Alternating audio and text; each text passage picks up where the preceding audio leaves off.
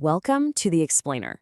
So, if you've ever worked a dead-end logistics job and secretly fantasized about the world ending just so you wouldn't have to clock in for your shift, well, you are absolutely going to love what we're looking at today.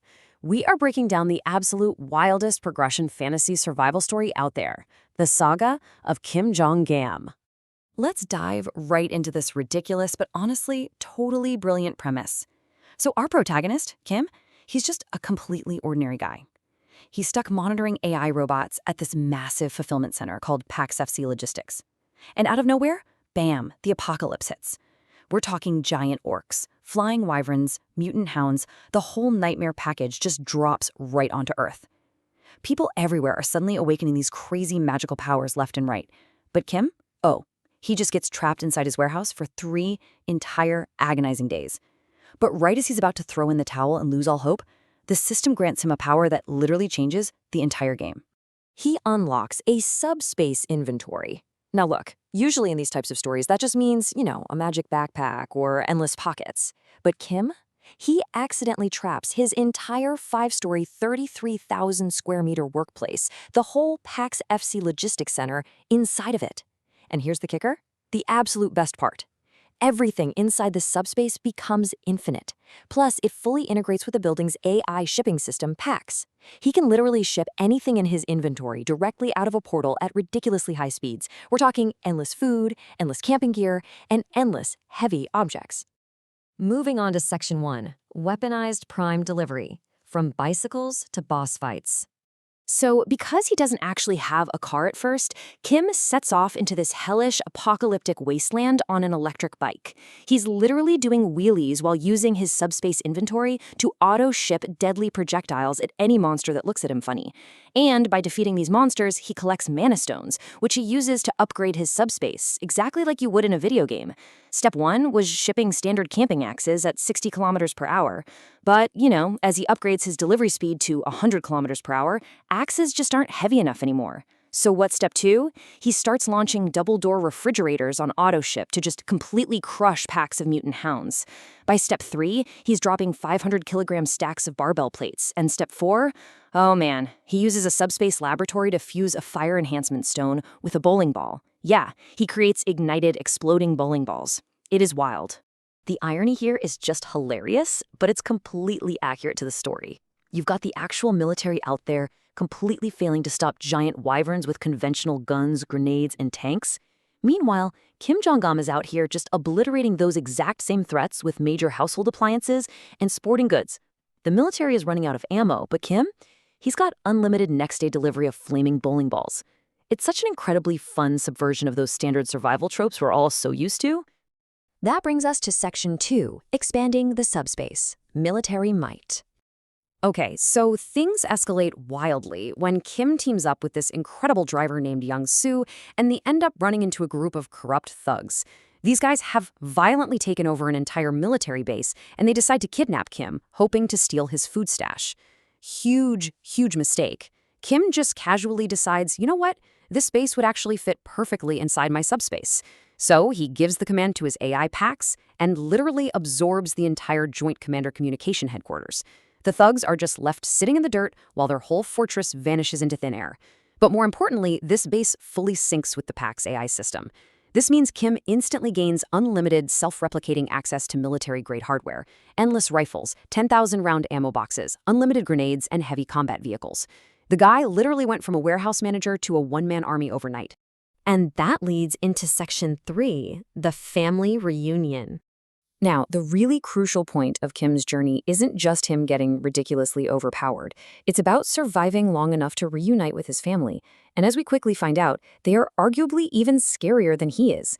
He basically builds this unstoppable family unit. First, he finds his older sister, Jae. She awakened as a healer and has just been stubbornly protecting this hospital full of survivors. Then there's his middle sister, Sol. She was actually a top 10 professional MMA fighter before the apocalypse even started. So when the monsters showed up, she awakened a barrier that protects her from outside attacks, which basically just lets her beat giant bat monsters to an absolute pulp with her bare hands. When Kim finally reunites with Ji, he discovers this tyrant named Gene Hack is using mind control and poison to hold her hospital hostage. But Kim discovers a really handy hidden feature of his power, the subspace barrier detox. Turns out, simply touching his subspace portal instantly purges all chemical and mental poisons from a person's body. So, by curing a powerhouse survivor named Wang Go and, fun fact, temporarily trapping him under a 500-kilo barbell plate just to sober him up, Kim easily overthrows the tyrant. He leaves Ji in a safe, completely restocked hospital. Problem solved. Next up, Kim agrees to help the actual military escort some survivors out of this crazy skeleton-infested zone. And here he meets the skeleton knight, Gwaine. This is a monster the military completely believes is unkillable. And at first, it seems true. Gwaine is out here slicing Kim's 500-kilo metal discs in half like they're literally made of butter. So Kim spends some of his hard-earned mana stones to unlock tracking delivery and just starts calling out targets like he's entering a video game cheat code. Left head, back head, crown, front head.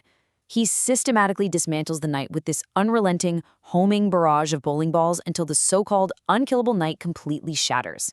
The military is so entirely stunned by this display that they actually gift Kim's team a battered Black Hawk helicopter to help him reach his sister's soul.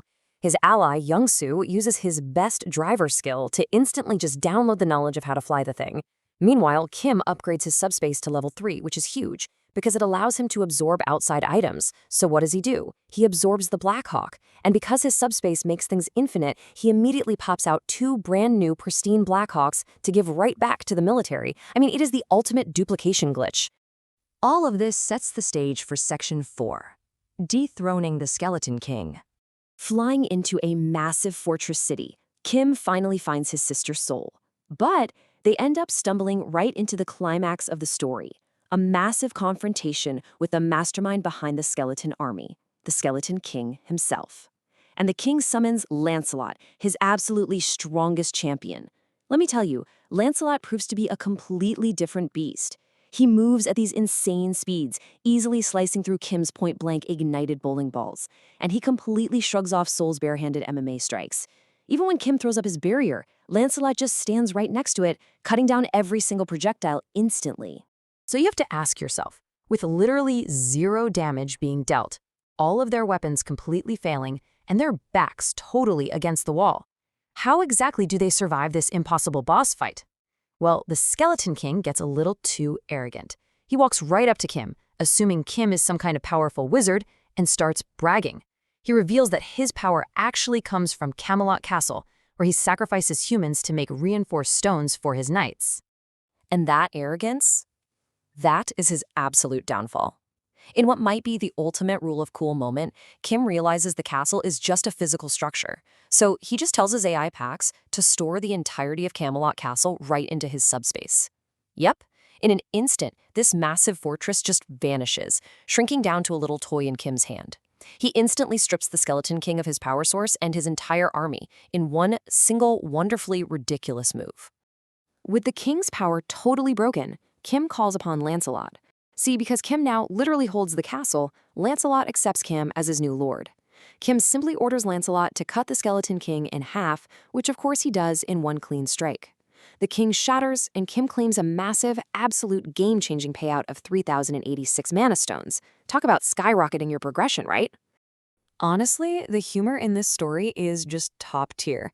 Literally a scene later, we see Lancelot, this terrifying, invincible, god-tier entity of death, sitting quietly while Young-soo's young daughter just rides on top of his helmet, playing with his feathers.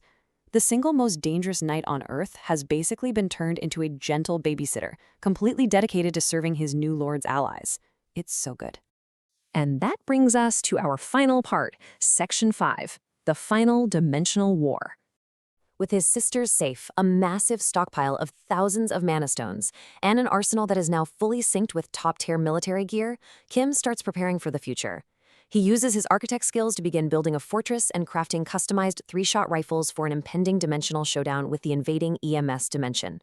And our explainer wraps up right here, leaving us to really wonder, as these alien invaders step out of their portals in their shiny bright armor, expecting a completely broken human race, how on earth are they going to handle an opponent whose inventory is quite literally infinite? The ultimate takeaway here, guys, is that in a world full of magic, mundane logistics and infinite supply chains might actually be the ultimate superpower. When you can airmail 500-kilo barbell plates and endless grenades, the apocalypse isn't really a survival game anymore. It's just logistics. Thanks so much for joining me on this explainer, and keep questioning what's possible when the rules are just meant to be broken.